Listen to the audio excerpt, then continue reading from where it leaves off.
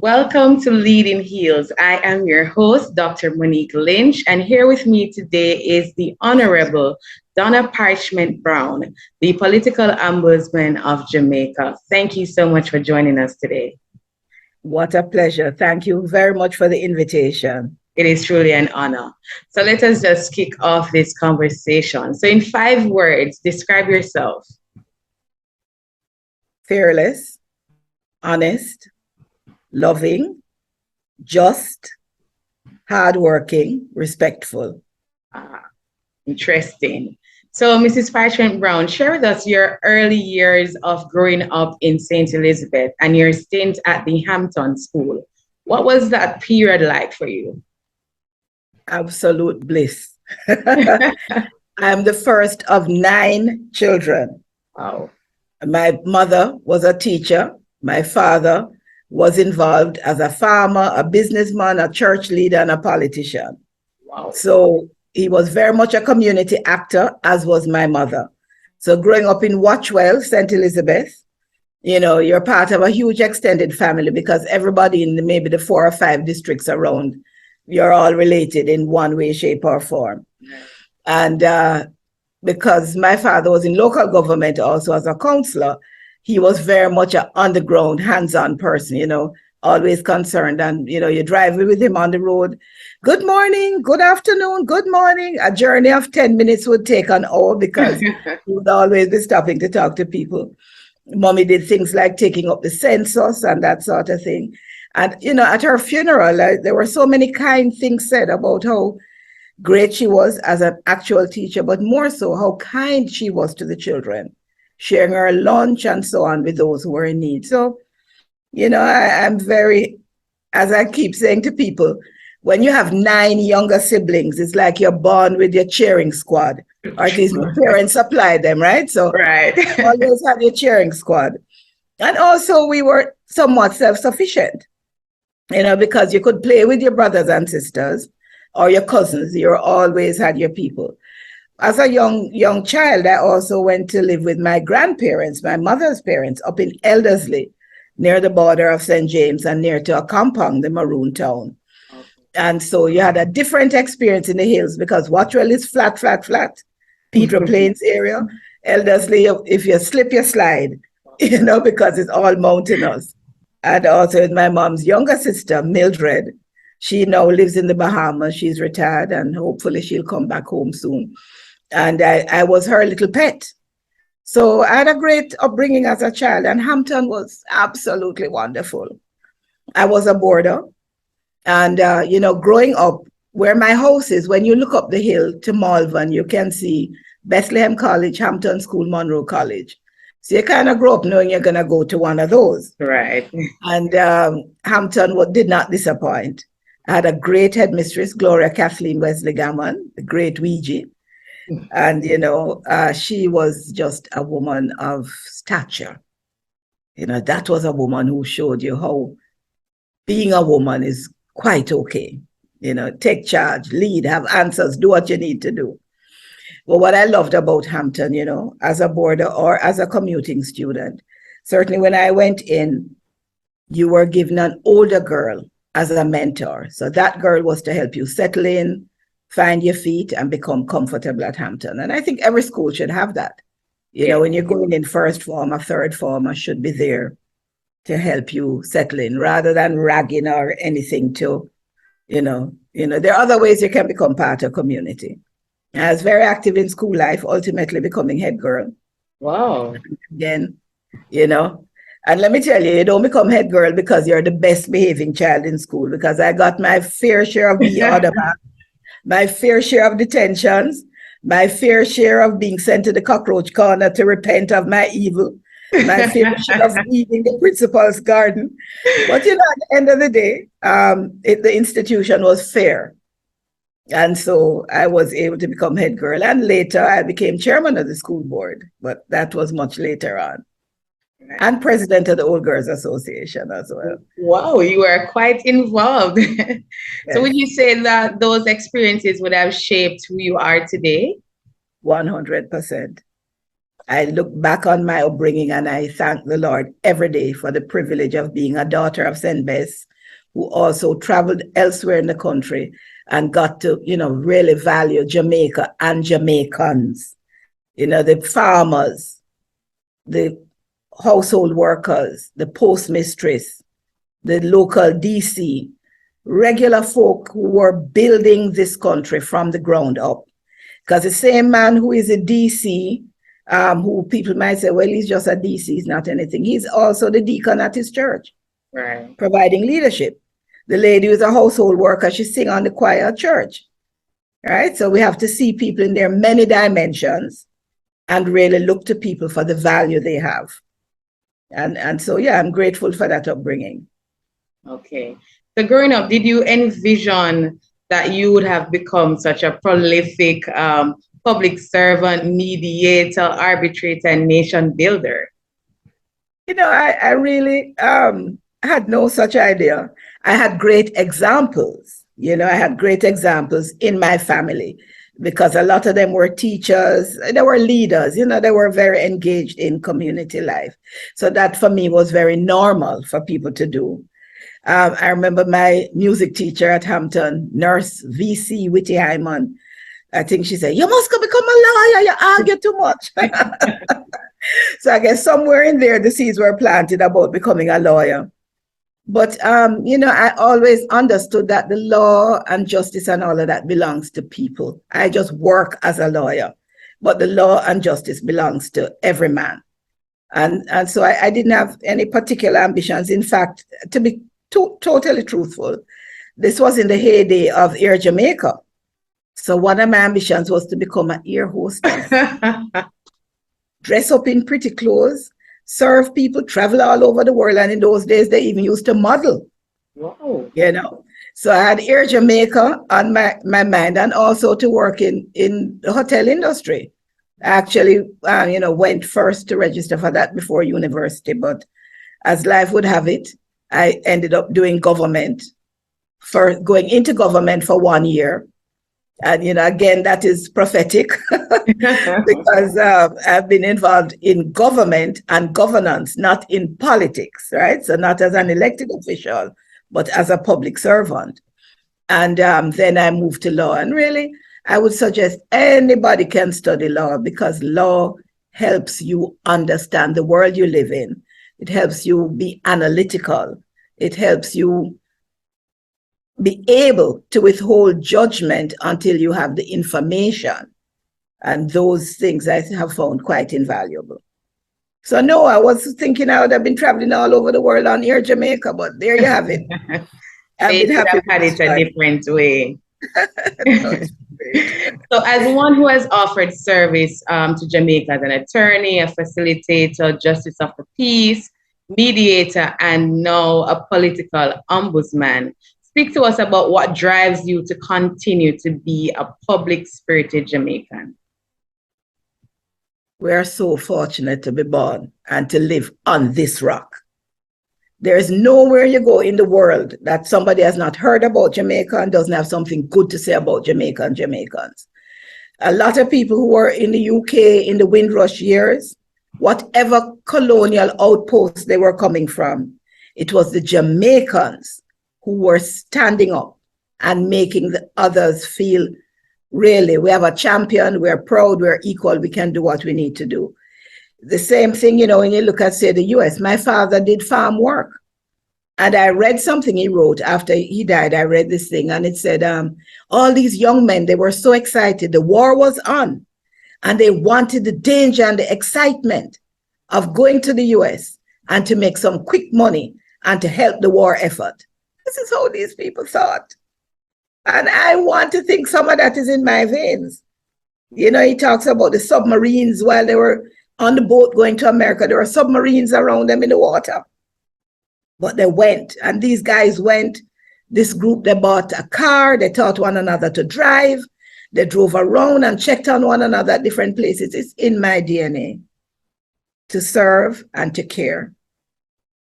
And it's in the DNA of a lot of us, but how to unlock it. Yes. It's in your DNA. I look at all your accomplishments. I look at that list of times you have been recognized for who you are and what you have done. It's in your DNA. Thank you. Yes, it is. And I think that most persons just need help in unlocking, as you would have said, to unlock that purpose within them. And we do it on a smaller scale. We just don't realize that, we are serving and we have impact and we're making impact. Correct.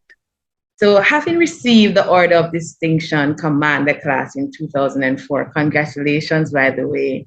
In the same year, you were appointed Justice of the Peace.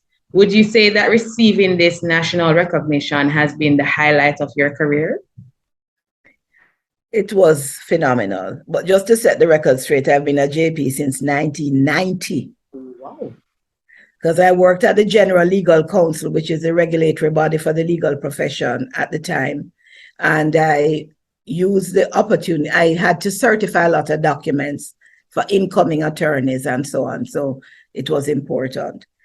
And becoming somebody recognized by Jamaica for having served, because this was related to community service and the work of establishing of dispute resolution foundation. It was absolutely fantastic. And I'll just have a little anecdote, because on the day when the award was being presented, when my name was called and I started to walk up, I heard this loud noise. People were shouting and they were laughing. And I stopped because I didn't know what was going on. And Jolene Whiteman, who was the wife of the then Minister of, I don't know if he was a Minister of Education, yes. But Honorable Burchell Whiteman. And she's, walk. She says, go on, because I was like stuck in the lights, like, what's going on? And so that's been my affirmation, even more than the actual award, that so many people thought it was deserved, and that they felt a sense of pride and accomplishment with me, because that accomplishment is really built on working with vast numbers of people in Jamaica and around the region. I'm talking about the work we did in communities, the work we did in schools, the work we did with the courts, the work we did with the business community, the work we did with civic leaders and so on. So yeah, that was really outstanding. But another little sweetie one was when I was asked to be Custos of St. Andrew. Yes. That was a sweet moment. It was short-lived because I was then asked to become political ombudsman just as I was getting into my stride, because, St. Andrew has over 500,000 residents, and at the time, over 6,000 JPs. So you can see how much you could do working with 6,000 volunteers and also serving this great parish, which I'm born in Santee and I love St. Elizabeth, but I've lived in St. Andrew for all my adult life, and I love being in St. Andrew. Awesome. So as the country's political ombudsman, share with us your thoughts on the suggestion that many have that your office is no longer needed given the current low violent political landscape. Yeah. Well, this is 2022, and on the 15th of August, we're going to host a conference talking about democracy and how institutions are important pillars of building and retaining democracy. Because the 15th of August is the anniversary of the Political Ombudsman Interim Act. Now, the act is called Interim because Section 3 of the law said that Parliament would ensure that the Ombudsman's office is given constitutional protection. Right? So the idea at the time is that this commission of Parliament, like subsequent commissions and like the public defender, would be part of the architecture of good governance and the rule of law for Jamaica. We have not done what we need to do. The other issue may relate to what changes have we had? So on Wednesday night, I went out and I saw Better Must Come, that Jamaican film by Storm Salter, starring Sheldon Shepherd, which was based on the activities of 1978 to 1980, thereabouts, the general election then. And that was really a trigger for the office of the political ombudsman. But here's what's sad, that many of the issues that existed then exist today. And the actions by political figures and others, while not as egregious in terms of physical violence. Right. There are many issues that come to my attention. People make complaints. In and out of election season, I have complaints. Whether it has to do with people thinking, in the very rare case that there's some connection to violence or crime, thinking, people saying all the time about the improper use of funds to influence election outcomes, people talking about improper use of public funds, otherwise called corruption, people talking about failure of political actors to obey the laws they make. So the law says you should not put up certain signs and you shouldn't paint certain areas. But in and out of election time, we see signs that are up, and the relevant entities whose legal duty it is to deal with those entities do nothing. And the political ombudsman talks about it, but does not have the legal authority to act. And then the comments on the public platforms, where we denigrate, defame, incite violence, and incite disrespect for people who are malicious. So the political climate still has in the seeds of negativity. And living in Jamaica, I looked at the January 6 events where the Parliament of the US was stormed. Right. I looked at just last week when I think one of the Far Eastern countries where the Parliament was burnt and the residence of the Prime Minister was burnt. I look at, there are many things around the world where people feel that they have no recourse, and so they go to the worst recourse. So to me, the work of the political ombudsman in shining light on certain issues, and also, most importantly, bringing in people who have breached rules or who are alleged to have breached. And you'd be amazed, but maybe you would not be amazed, Monique, that those discussions, many times politicians find themselves in trouble because maybe the heat of the moment, they get overtaken by whatever the thing is, or they didn't really think about what the rules are. And so when they come in and you say to them, what I've heard is so and so, what are your thoughts? What do you think you should do? How do you feel about this? 85% of the time they concede that what they did was not appropriate, that they may have breached the law or a rule, and that, yes, they would like to do something to make it better. And that's what we want. Things will happen, but we want them to be able to be in a safe space where they can confront their own improper behavior and do better. And I don't think I've had 3 politicians before me more than once. Right? So people don't want to come back, even though my authority is only to make recommendations to the party leaders. No, Monique, this is very important because it's a teamwork, Right. I'm the ombudsman tasked to investigate and make recommendations. And the party leaders are tasked to consider the recommendations and act as appropriate. And I don't always feel that the leaders have done their part to the extent required. And I understand their organizational issues, how you handle things within an entity. Right. But it's important, for example, that the young politicians, the ones who are in the youth arms of these parties, like myself, understand, yes, we're not here to kill you. I love politicians. I want us to have politicians. We cannot manage without them, but we want good, clean politics. Right. We want to be able to admire. I want to be able to say, Monique went to school with my daughter, and my daughter thinks that she is just fabulous, and she's going to support her in politics because she thinks she's brave. I don't want to say, my daughter knew the one Monique, but if you hear what she tell me about her, right, shocking, right? Because all the politicians have mothers and fathers, spouses and children, so they want to be seen in a good light, and I want them to ensure they don't do anything to put themselves in a bad light or to cause Jamaican people to be turned off. 37% turnout in a general election, even with COVID, right? Because we have had a declining turnout over the last 8 or so elections. We have to do better. If people don't feel they have a voice and that their voice is respected at the polls and elsewhere, we are in danger. So I do think we need this commission of parliament. I think it plays an important role, and I try to do it fully. You know, every morning I wake up, I wonder what I'm going to hear. Wow. All right, so for persons in the audience who is still not sure what your office is really about, can you share some of the activities that you have done, any projects that you're currently doing, and how can the audience get involved? Okay.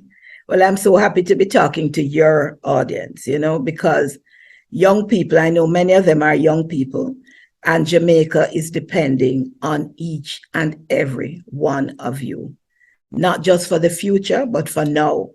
You don't only have potential, you have present responsibility. One of the things I've been privileged to be involved in is every time there's a youth parliament, I've been able to participate in the sitting of the parliament by addressing them and sometimes having them sign the same code agreement that the politicians sign, right? Agreeing to live by the code of conduct. And I've also had the opportunity on 1 or 2 occasions to participate in their training. On becoming ombudsman in 2015, I had introduced a program called Conversations with Young Jamaicans. I went out to a number of high schools and colleges, did about a 2-hour PowerPoint presentation and discussion, getting feedback from young people. And one of the things that emerged from that was, 1, they care about Jamaica. 2, young people are interested in politics. Yes. 3, young people are not sure what they can do to play a part. And 4, they have specific needs and concerns like any other citizen. So one of the things I've tried to do, and coming out of that with some youth leadership, is to create a body called PARI. They named it Political Awareness and Respect Initiative. Now, PARI is exactly what it says. They want to be more politically aware, but they want to do it in a respectful way. And it is an initiative. It is a way of moving us along. And I am welcoming any young person between 15 and 30 who is interested in politics, but maybe, unlike you, Monique, are not ready to be in a political party. Right. So they want to be a political actor, but a neutral actor who, you know, helps to ensure that the rules are followed and helps to educate their peers about why they should vote. So that's PARI. Then Conversations with Young Jamaicans and PARI. And coming out of the 2020 general elections, we held something called, it was a review of the campaign, not of the election, but of the campaign, where we had about 50 discussants, including many different persons. And we filed a report, which was the campaign 2020 report. One of the recommendations there was that there was a lack of civic knowledge in the public. And that lack of civic knowledge, they felt, was contributing to a lower civic participation, including lower voter turnout. So this year we published something else, and that now was Jamaica Strong and Free, a civic education handbook. It's just 7 chapters, 62 pages. It's on our website, Political Ombudsman's website, and you know, there you can read it. The pages flick over. It's filled with lovely colors and illustrations. Each chapter has a set of activities, whether it's debates or word find or quizzes, you know, so it's very user-friendly in any group of anyone, young or older people. We're hoping that at some point the Ministry of Education might find it useful, perhaps in teachers' colleges, as a supportive text to some other things, because it's a nice, easy-to-use handbook. So those are and of course, we have had with PARI a number of conferences. We did a big conference last year with young people in schools, I think maybe 300 or so. And on the 15th, as I mentioned, we're going to do another conference to celebrate the 15th anniversary. So our thinking is that this office is intended to help strengthen democracy, promote ideas like good governance and the rule of law, and also the specific mandate of investigating complaints. But we'd rather prevent complaints than investigate complaints. So we want the social and political landscape to be improved, because all of you young politicos will know the rules, know that they're not made by me or imposed by me or any external force, but this is the idealism of politicians. It's politicians who came up with the code, along with civil society, and politicians who passed the law in Parliament, along with, say, the Indicom Act, the Electoral Commissions Act, the Public Defender, the Children's Advocate, all these commissions of Parliament, because they understand that the architecture of good governance and the rule of law is not only about individuals or political parties, it's about the whole public. Okay, awesome. So at this time, we're going to take a short break, and we will definitely be back to hear some more from Mrs. Parchment-Brown, the Political Ombudsman of Jamaica. Well, go on, Pari. As an aspiring public servant, I'm glad that the Office of the Political Ombudsman, through Pari, has given youth like me the opportunity to raise my voice in unison. I'm thrilled and honored to have PARI, the Political Awareness and Respect Initiative, made up of young Jamaicans who are working with the Office of the Political Ombudsman to help improve our politics. PARI ensures that the future generation has a voice promoting respect among political players and deepening our knowledge of democracy right here in Jamaica. Kamima PARI. Let us join the movement to uphold Jamaican values. Citizens, politicians, and youth alike. Make we show respect from one PARI to the next. Thank you for rejoining. Here with me is Mrs. Donna Parchment-Brown, the Political Ombudsman of Jamaica. So she was just sharing some very insightful information about what the office is currently doing, some of the projects that they have been doing. And I will be posting all of the social media handles so you can go and catch up with all of the information. So Mrs. Parchment-Brown, being the first woman to ever hold the office of the Political Ombudsman and the second ever in Jamaican's history, what was that feeling like, knowing that you have accomplished this huge goal? I'm so blessed and fortunate. I have a good friend, Crafton Miller, who actually proposed me for admission to the bar, who always talked about being blessed and highly favored. Right. And that is really how I feel. The first person with responsibility for the political matters was actually the parliamentary ombudsman, Mr. Justice James Carr, who would have been 100 years old this year. Wow. In fact, his children celebrated his centenary earlier in the year. But that was under the parliament, and you're so correct to say I'm only the second political ombudsman. Right. And so honored to succeed the Honorable Bishop Harold Blair, my good friend. I served with him on the Peace Management Initiative as his vice chairman. And I hold him in very high esteem as a country boy, come a town, take over the city, done so much to inspire and help so many.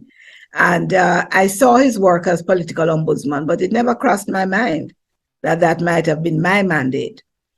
I think it was felt that the work I did with Dispute Resolution Foundation and also the work with PMI and as Custos of St. Andrew in many ways prepared me for this job, and I think they did.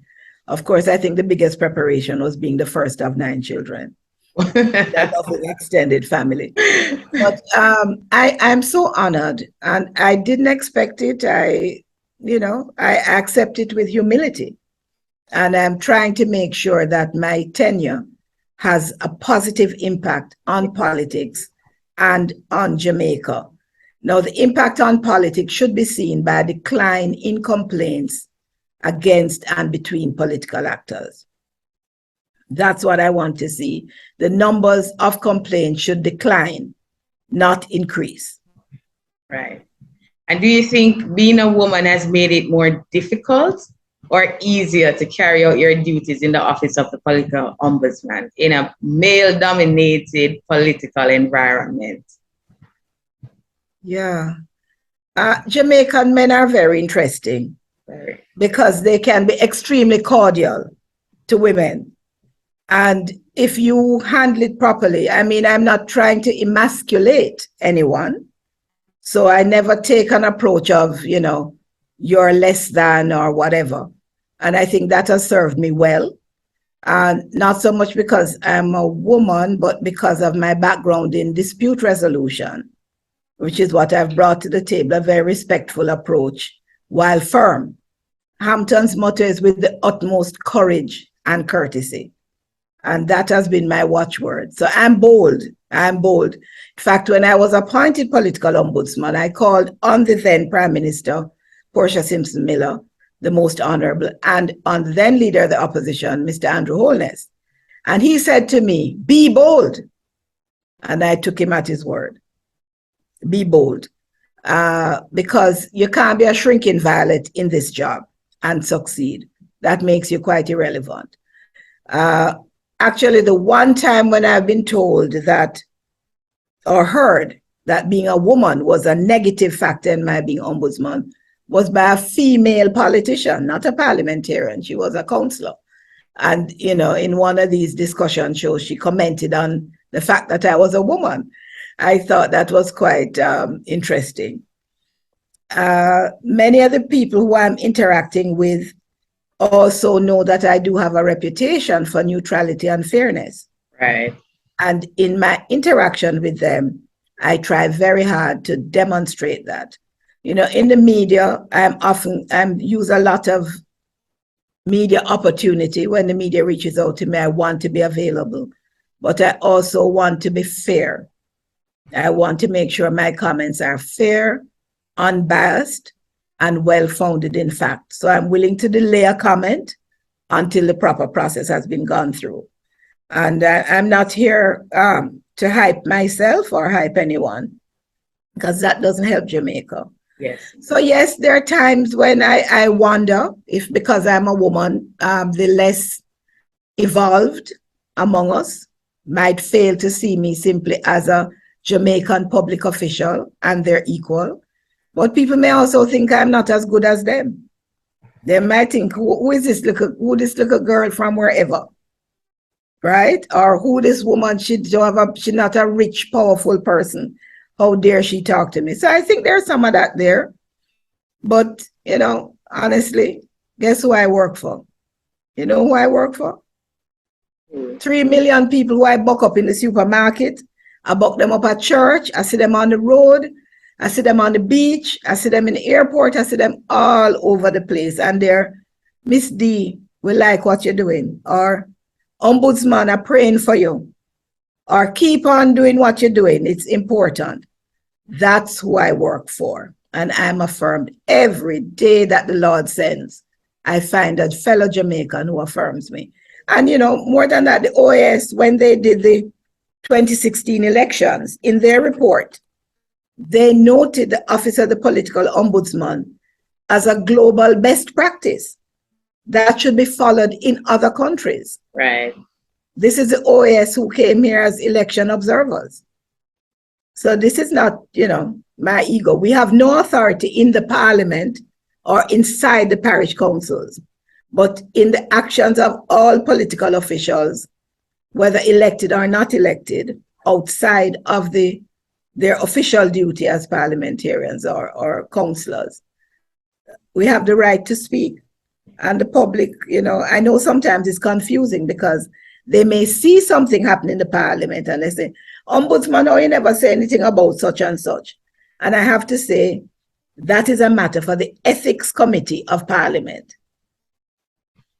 Right? So some things stop with me and some go to the Ethics Committee of the Parliament, whether the Senate or the lower house, to deal with, and I have no authority there. So what would be your advice to young ladies who are interested in leadership in a male-dominated space? Ever hear about a girl named Queen Nanny? She was a girl one time. Then eventually them start call her Queen Nanny. Right. Queen Nanny. So hello, please. Everybody talk about Queen Elizabeth on the throne for what, 70 years? Yes. And nobody thinks there's anything strange about her being a queen, right? And having been in charge of the 54 or 60 nations of the Commonwealth or the colonial empire before we all became independent. Right. People think that's quite, that's quite normal. And Queen Nanny, the warrior queen, we think that's okay. So hello. We have had a woman prime minister. Yes, we did. We can have a few more. We have had a woman chief justice. We have a woman DPP. We have had, there's nothing stopping a woman in Jamaica now, even if there are those institutions or individuals who would like to. We must be bold, prepare ourselves, get our education, get our understanding. I was talking to somebody yesterday and he was saying, you need your IQ, your EQ, your SQ, and there's another Q he mentioned, but so the SQ would be like your stress, your ability to manage stress. Mm-hmm. And then the emotional one would be that maturity that allows you to use who you are to do what you're doing. We must never reduce the idea of our womanness to say we have to be something else to fit in. No, we go in there as who we are. We respect what's going on in there, but we change it if we must. Right. Otherwise, why go? Why go? Every little girl in Jamaica and every little boy in Jamaica has the right to go anywhere they want to go, whether it's in business, in government, in professions, in communities, wherever. We all can be. It's important, though, to have mentors and friends. Right? So sometimes you'll feel that you're overwhelmed. You should have somebody sensible you can talk to who will listen to you. And once you talk out how you're feeling, you don't even need to hear anything from them because you don't figure out your answer. And mentors, I've been so blessed in every place I've worked. I've had some great people in the general legal, in Milholland, Ashenheim and Stone, Edward Ashenheim, the partner, was just fabulous to me. And Janet Morgan, my senior attorney, Janet, as she was at the time. I worked at City of Kingston Credit Union, and Neville Rowan, the general manager, was just a phenomenal mentor. The general legal counsel, we had people like Bobby Muirhead, who was just absolutely great. And the Consumer Affairs Commission, before that, it was I don't even remember the name of the place now. Consumer Affairs Commission, no, before it was named that, when it dealt with trade matters. Prices Commission, Mrs. Faye Sylvester. She's still somebody who, anything good that happens in my life, I will get a card or an orchid from her because she loves young people and she loves me. And everywhere I've gone in my life, I have found love, care, and support. And I've been honored to return that to other people. I love whenever I'm praised for something to be able to talk about my team, the other people who have contributed to my success or the apparent success of the activity. I'm not a one-man band, and I think that has served me. And every woman should think about how she can support, motivate another woman or girl. It may just be, boy, your smile is beautiful, or I just love that necklace you're wearing, or, whenever you come into the room, it just lights up, or you were working on a project the other day and I realized you were stumbling a little bit with it. You want to come and talk to me about it? We can be kind. Yeah. And that's something we must bring. That doesn't mean we're soft. We'll hold people to account, but we're not here to destroy. Right. So support and mentorship. So yes. Currently, under any of your programs, the PARI program, is there a mentorship for young people who are interested in probably one day being in the political arena? Well, we don't have direct mentoring of one-to-one. What I've been able to do, which was of necessity, but it has turned out to be very good, is that there's a GWEP, NYS, Graduate Work Experience Program, NYS. Yes. And so we have had several volunteers who have come in through that program and spent 6 months or so in the office. And we have used that opportunity to mentor those individuals. Okay. We have also had, through Jamaica National Fund managers, other interns, and we have mentored them. And we also get holiday workers. We take the opportunity to do mentorship. Now, PARI, the way we have approached PARI is that we have held a number of forums.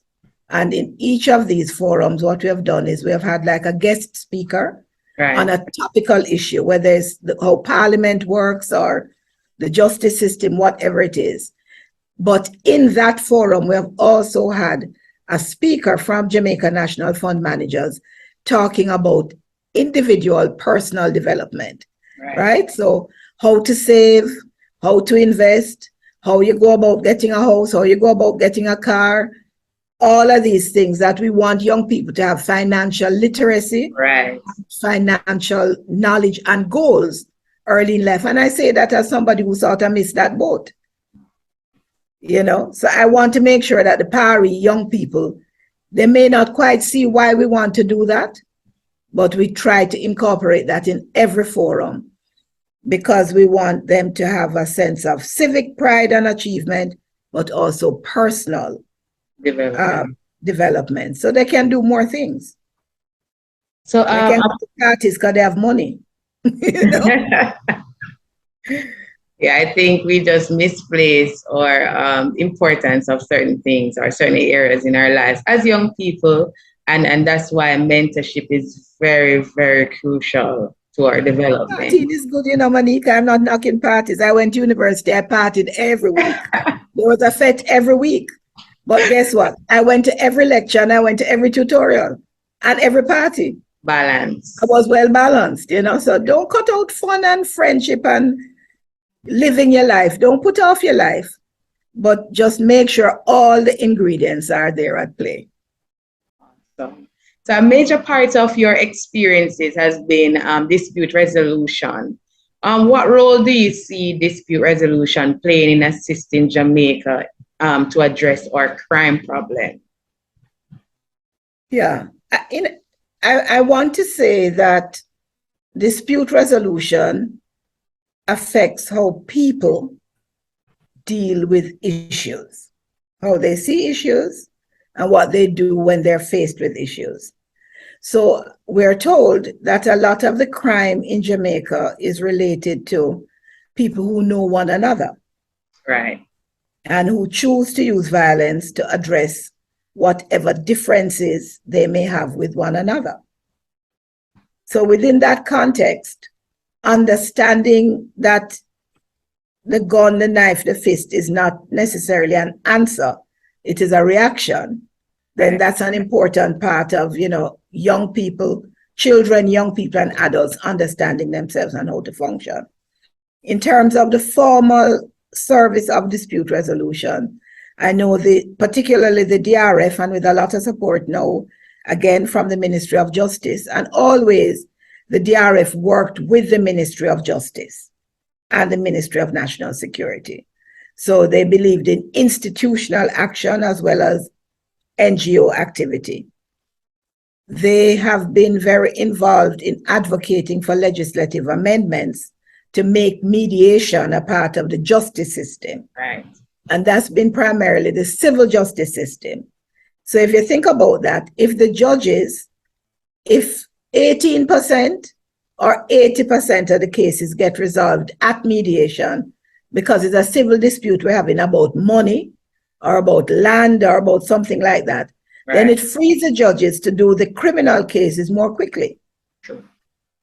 So one of the things we want is, you know, every system needs renewal. So there is need for renewal to ensure that the members of the bar choose mediation first. And it's important for them to understand that you can still charge your fees, because if I come to you with a $10 million claim and you can get that settled at mediation in 1 year, rather than getting a judgment in 3 years, I deserve my fees. True. Right? And so we want to encourage the public to better understand civil mediation, and for the attorneys to really follow the rules and use that as the first option and do it in a timely manner so the cases can get in and out of mediation quickly. And if they're unable to settle, they will not lose their place in line in the court. We also think that in communities, community leaders and the SDC, the CDCs and all the faith-based leaders at the community level need to have mediation and restorative justice skills. Those skills will help them nip certain problems in the bud, because they are hearing things, but sometimes we take a position, we like to go and tell people, you wrong, you wrong, you right, you right. And you never ever know all the facts. So it's good not to be a judge in this situation, but rather be a facilitator or mediator. So if you can really talk to people and get them to think about what they really feel about the problem they're having, what it is, and what would make them feel okay about the problem, that's more helpful than wanting them to say, I'm wrong and you're right. And you must be punished or you must pay a penalty. Because a lot of the conflicts we see in communities, which may turn into crime, whether in the family or between gangs, miscommunication, misinformation, wrong perception of what is happening. We see it all the time, yet when the problem arises, we don't explore that. And an understanding of mediation, even in an organization, you may have a member who resigns because they're upset about something. Yet if they only were willing to sit down with the other person and talk about what happened with a facilitator. But the problem is many people who facilitate are trying to tell people what to do, not find out from people what's the best thing for them to do. So I think that there's a lot of work that's needed on a continuous basis for the Dispute Resolution Foundation to be stronger. But beyond the DRF, the Victim Services Unit in the Ministry of Justice, Restorative Justice Unit, Justices of the Peace, many of whom have been trained in mediation. Right? So what we want is that don't revert to your normal style of telling people what to do. Mediation is hard work, and so sometimes it's easier to just tell somebody something rather than listen to their foolishness, as people may think. But it may sound foolish to you, but I know my problem best. So if we can, integrate that more into our day-to-day, I think it can have a positive impact on the level of crime, because it's human beings committing the crimes. They feel they have been dissed. They feel somebody stole something. They feel the public is going to see them as weak. They have many reasons. Back in the day when I did a lot of work with PMI, we found that there were people young men who, for whatever reason, had not completed their education. And not completing their education, they were very vulnerable to certain risks and opportunities and influences. But also their reasoning skills had not been developed as they could be, as they had the potential to be.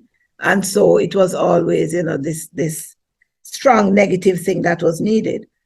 So I do believe that we have a lot of work to do on mediation, on restorative justice, and fundamentally on respect and communication. And we who are in the public domain must set that example. So if I'm a politician, I shouldn't be on a platform saying something that just skirts defamation, right? But it shows that I don't respect other leaders. I don't respect your leaders, because you may belong to that group. So if you disrespect that group, then that creates a negative over here. We can make political points without disrespecting one another. Yes, we can. Yeah. I think a famous president said what you just said. Yes, we can. Yes, we can. So what's your hope for the next generation of young women, young people hoping to walk in your shoes in the near future? Listen, I am so impressed by the lot of you. No good, Christopher Martin say you're a big deal, and all of your friends them a big deal too. I 100% endorse that. I have nieces and nephews, I have cousins, I have young friends, and I see all of you, and I think When my generation and the one before invented the computer, they never know you all would turn it into the better mousetrap. You know, when they invented the aeroplane, they didn't know you were going to turn it into something that you hop, skip, and jump on. When they invented vaccination, they didn't know you were going to now have laboratories that could turn around vaccinations in a short time, can pull out research from back in the day and turn it into something. They didn't know that music could become a profession for people in Jamaica, and the profession made of Jamaican music. They didn't know you could have poets holding concert and hundreds of people gone and pay them money to listen to your poetry. Listen to me, you guys are phenomenal. I have no doubt that Jamaica is going to be bigger, better, greater because of you. Fear not. We believe in you. We trust you. We failed you in many ways, you know, but don't hold it against us, right? Find your way nonetheless. When our ancestors were brought here in chains, you know, we know about the Zang in Black River, 130 Africans jumped overboard or were thrown overboard because they wanted to collect money, insurance money on these dead bodies, which they thought were no better than horses. Imagine that. 400 years ago, that was the case. And today you're holding your own show named Dr. Monique. Hello, please. I have no fear for Jamaica based on young people. My only fear for Jamaica is we may not finish doing what we need to do now and don't leave you with too much work to do. But you know, education is available. Opportunities are available. Entrepreneurship is available. You're, you know, now instead of having a little country that you can sell your products in, thanks to COVID-19, everybody knows we have a global market, right? And it is now for you to say, hello, I'm not wasting any time. I'm baking bread in Jamaica that is the best bread you ever taste. And if you want to get it in Singapore tomorrow morning, I will send it to you in Singapore tomorrow morning.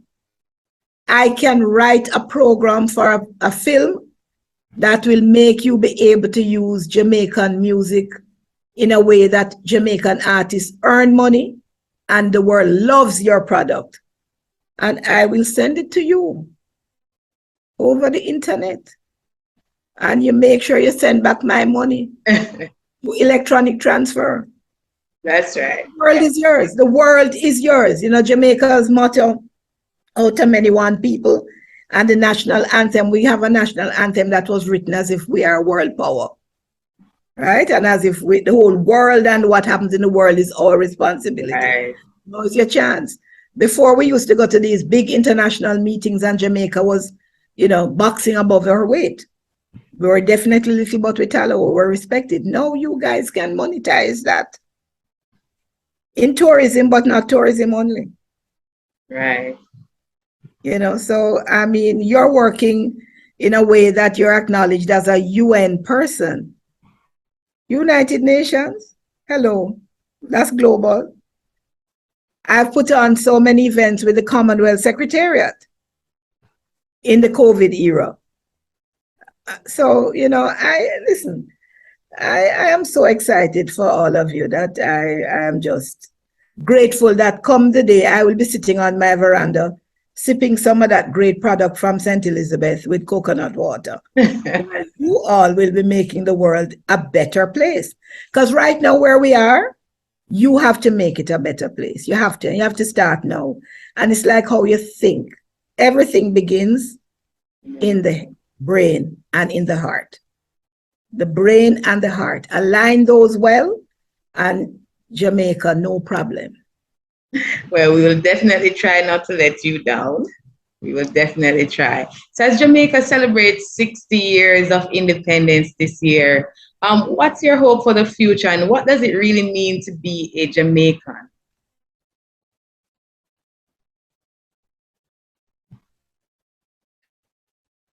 The black, green, and the gold flies proudly in many places. And it has a lot of meaning. Jamaica 60 is also the year of the 20th anniversary of the Political Ombudsman Interim Act. We're celebrating both things. And 60 years old, it's time to know yourself and to figure out some of the problems.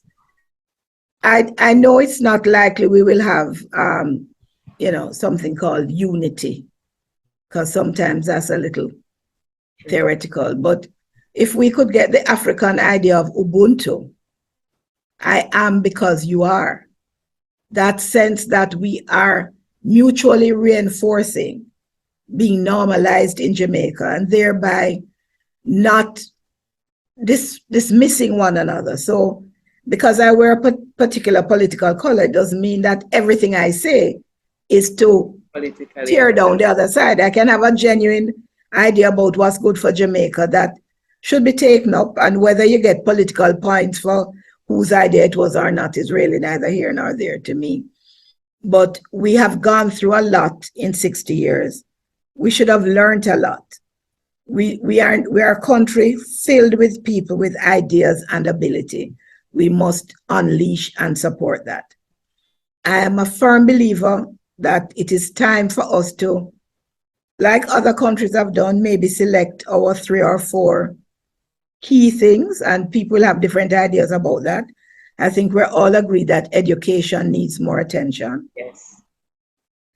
And, there are innovations and so on. I also believe when I saw Better Must Come, I was distressed, because when I looked at the physical setting for the film, it's not a film set, it's a reality. That was from the 70s, and it obtains today in many areas. Land ownership, housing, these matters are difficult matters, but we have to find a way to address that. Politics is a great thing, and we want more wonderful people going into politics and making sure they go with integrity, with plans, and with respect for the public.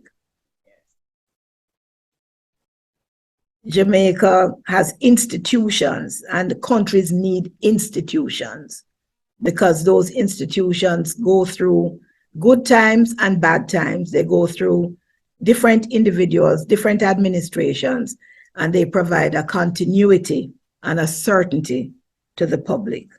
This land belongs to the 3 million of us here, 3 million in the diaspora, and basically the 7 billion people around the globe who think we're all that. And I hope that as we go forward in the next 60 years, we will move our people to a position where they feel that their dreams and aspirations can be fulfilled, where they feel that they are respected by all institutions, and that they can be safe, they can dream, they can actually live the 2030 vision. Right. It's not just words, Jamaica, a place of choice for people to live, work, raise families, and do business. There's too much here for us to waste, although we have achieved much, and I think it's always important to say that. Right. There's a way in which we are dismissed as if nothing has been done. In anybody's lifetime, even in your short lifetime, Monique, if you look back, you will see the massive changes that have occurred for the positive. If you look back in my longer lifetime, you'll see even greater changes. I remember wearing my little bandana skirt and peasant blouse with my embroidery on it to celebrate independence. And that was a joyful time. And we're still proud and pleased to be independent. Yes, we are. We are. It was a good decision, and there's more work to be done. I'm honored to be part of it. So outside of your political and public service duties, what are some of your hobbies and mental wellness practices? Thank you for thinking I may have mental wellness. Although it's a serious point, this is a time where a lot of people are challenged by issues at all levels of society. Has right. Nothing to do with money or job or anything. Challenges are many. And I like to do certain things. I enjoy spending time with my family. I like just hanging out with my husband. I like being with my siblings, my nieces, nephews, cousins. I have a huge family, and I love being with them. And I have many friends, but a few really close friends. I like to spend time with them. We've been supporting one another for many years. WhatsApp is a great invention for me because it's made it so much easier to be in touch with people. And the other things I like, I enjoy cooking, not every day, but on the weekend. I love to bake. And in COVID, I was baking up a storm and giving away baked goods to people and so on. So that I enjoy very much. But to be honest, if I may just give a little dirty secret, I love to binge watch television sometimes. So like I love Law and Order, SVU, I love NCIS, Criminal Minds. Somehow it was in COVID that I started watching those, binge watching. And I love the Food Network and I love HGTV. So at any time, in my house, don't call us between 7 and 9 because we're watching the two major newscasts. And then outside of that, we're watching 2 programs at the same time, in and out, with them so that's what I do. And I have a very pleasant life.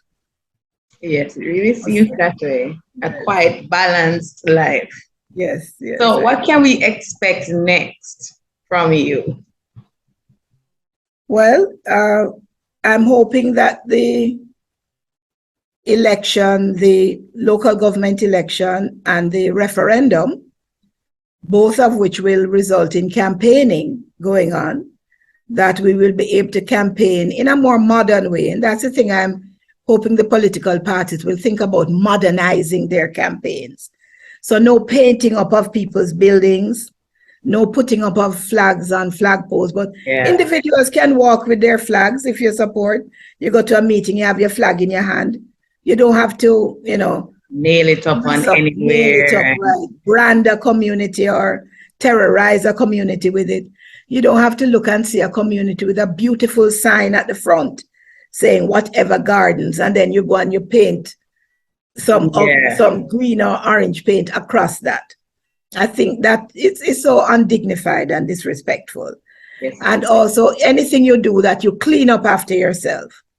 But also I think the use of social media has been an issue for us, and I've written on it and I've spoken on it.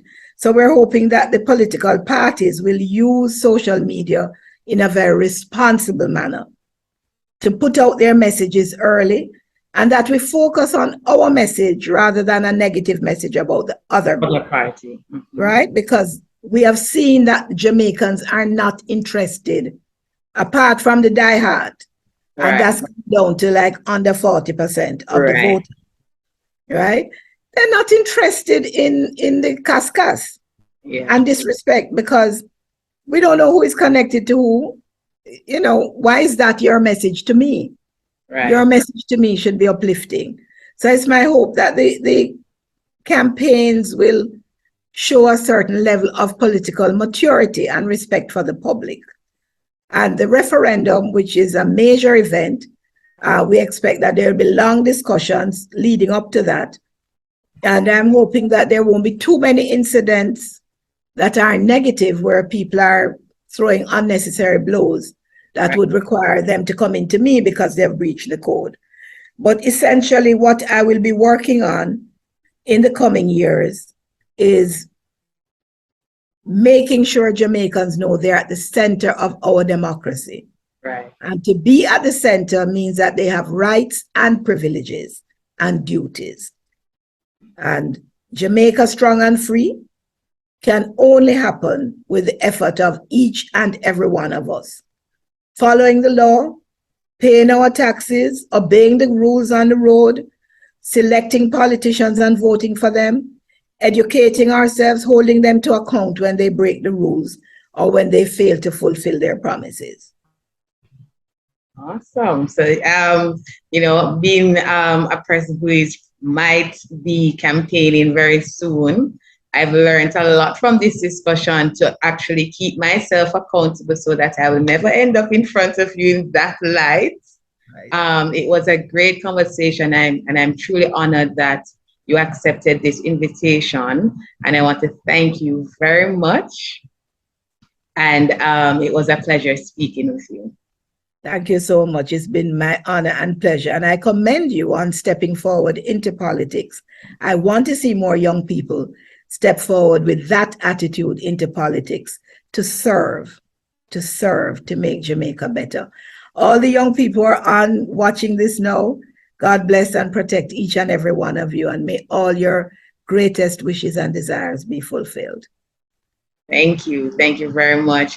So please remember to subscribe, to like, to share, to comment. And thank you so much again for being our guest. And that's where we signed off. Bye-bye.